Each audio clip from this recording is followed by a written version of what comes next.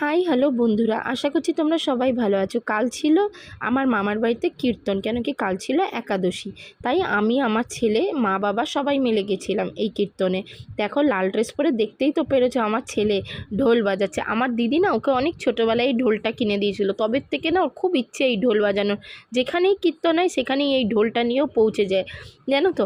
আর কি সুন্দরভাবে বাজায়, সবাই ওকে খুব ভালোবাসে। আর ও সেইভাবে দেখে দেখে বাকি লোকদেরকেও বাজানোর চেষ্টা করে। অতটা হাত তো এখন অবধি শক্ত হয়নি, বাট চেষ্টা করে কিছু না কিছু করে দেওয়ার। এই যে দেখো কীর্তন চলছে কত সুন্দর, আর ও বাজিয়েই যাচ্ছে একেবারে, যেন মনে হচ্ছে ওই তাল দিচ্ছে, এমন একটা ব্যাপার। ওর খুব ভালো লাগে এই জিনিসটা করতে। আর সত্যি জানো তো, আমি না আমার বাড়ির গোপালদেরকেও নিয়ে গেছিলাম।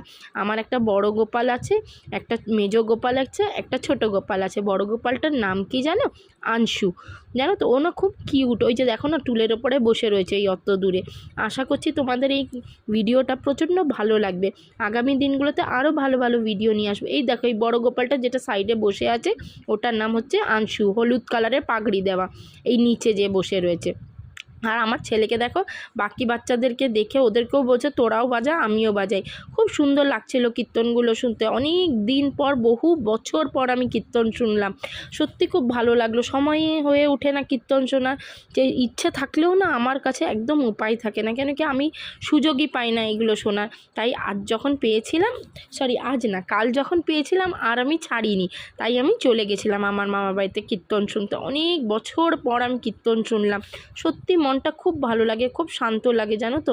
আর এই দেখো এই ঠাকুরগুলো বসে আছে, কি ভালো লাগছে চারিটার দিকে। আজ কালকে আর কি সবাই ঘিয়ের প্রদীপ জ্বালিয়েছিল, খুব ভালো লাগছিল, জানো। সব লোকেরা জ্বালিয়েছিল ঠাকুরের কাছে ঘিয়ের প্রদীপ।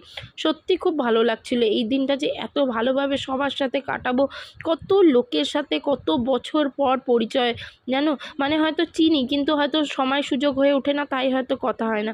কিন্তু সত্যি খুব ভালো লাগলো। কাল সবাই পুরনো লোকেদের সাথে দেখা হলো, দিদা, মামি, মামা, অনেকজনের সাথে। বাই। ও হ্যাঁ, যারা এখনও অবধি আমার চ্যানেলটাকে লাইক আর সাবস্ক্রাইব করনি তারা কিন্তু অবশ্যই